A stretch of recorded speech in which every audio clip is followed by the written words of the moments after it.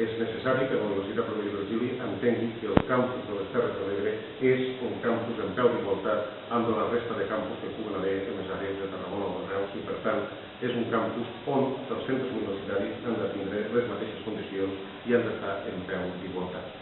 No voldríem que alguns indicis que en algun moment se'ns han plantejat que algú pogués pensar que això podria ser un campus de segona es puguin materialitzar. I això ens preocupa pel fet que,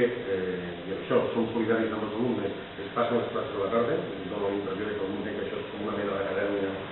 per donar les hores, i això no és admissible. I dos, el fet que professors, que ens consta que ens han explicat, que tenen en marxa els seus projectes de recerca, que estan fent les seves tesis doctorals, que tenen el pla de recerca aprovat, hi ha un compromís de presentació de les tesis doctorals a finals del 2009, que precisament ara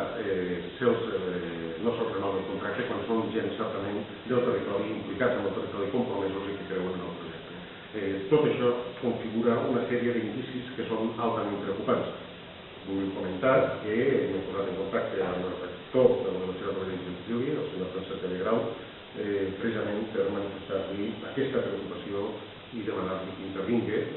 tot i respectant l'autonomia de les diferents facultats i escoles universitàries, però entenem que és un tema que va més enllà perquè està en joc el projecte universitari a Tortosa. Vam apostar per la Universitat Rovira i Virgili perquè és la universitat de referència de les Terres de l'Ebre.